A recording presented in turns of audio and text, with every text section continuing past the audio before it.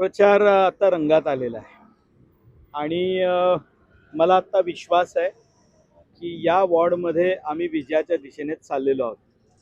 ज्या दिवशी मी निवडणुकीचा अर्ज भरला त्या दिवशी तुम्ही आला असाल तर कार्यकर्ते एवढ्या आनंदात होते आणि आम्ही ज्या वेळेला निवडणुकीचा अर्ज भरायला गेलो त्या दिवशी कार्यकर्ते आनंदाने नाचत होते. मलाही राहवलं नाही, कारण मी गेली अनेक वर्ष पक्षाचं काम करतोय. उमेदवारांचे अर्ज भरणे, त्यांचे अर्ज मीच स्वतः भरायचो. त्यांची रॅली आयोजित करणं, त्याची व्यवस्था करणं, हे करता करता पक्षाने मलाच उमेदवार केलं. मी त्या मनस्थितीत नव्हतो, मी स्वतःही नाचत होतो कार्यकर्त्यांबरोबर. आणि त्या दिवसापासून जो उत्साह कार्यकर्त्यांमध्ये आला आहे तुम्ही बघू शकता. या ठिकाणी आता कार्यकर्ते सगळे उत्साहात आहेत आणि आज जो प्रचार झाला आहे नागरिकांकडनं जो आम्हाला प्रतिसाद मिळायला सुरुवात झाली आहे. बघा, निवडणूक सुरू झाल्यानंतर नागरिक उमेदवाराची माहिती घेतात, उमेदवाराबद्दल माहिती करून घेतात आणि त्यावर आपलं मत ठरवतात. जसजशी आता ही निवडणूक पुढे चालली आहे सर्व मतदार हे उमेदवारांबद्दल माहिती घेत आहेत आणि मी जेव्हा त्यांना भेटायला जातो, त्यांच्या दारात जातो, त्यावेळी तुझा प्रतिसाद मला दिसतोय. त्यावरून आता मला पूर्ण विश्वास आहे की ही निवडणूक आम्ही आता जिंकण्याच्या जवळ पोहोचलेलो आहोत. सर, गणेश खानकर हे एक ब्रँड आहे, एक नाव आहे आणि इकडचे लोक परिचित आहे, परंतु त्यामुळे तुमची जबाबदारी वाढली आहे का? बघा, ब्रँड असं नाही म्हणता येणार.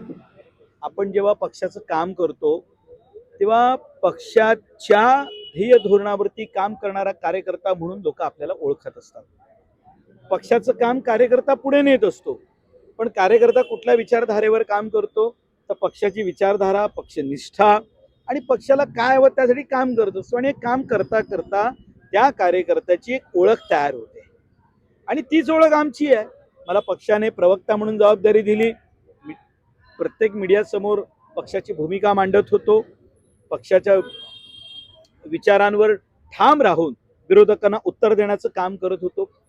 7 नंबरमध्ये ज्या वेळेला मी विचार करतो आणि मी मुंबई महानगरपालिकेची निवडणूक लढतोय, मी प्रामाणिकपणे, जसं मी याही पूर्वी नगरसेवक होतो पण मी नामनिर्देशित नगरसेवक होतो, मी काही निवडून आलेलो नव्हतो.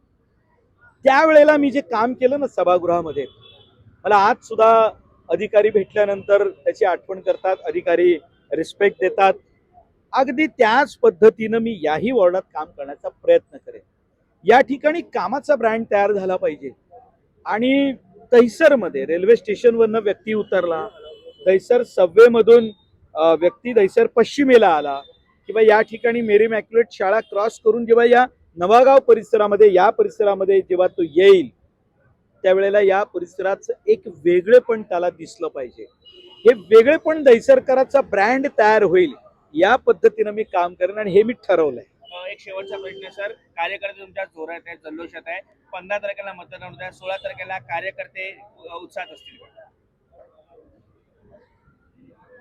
15 तारखेला साधारणतः 7:30-7 नंतर निकाल स्पष्ट झालेला असेल.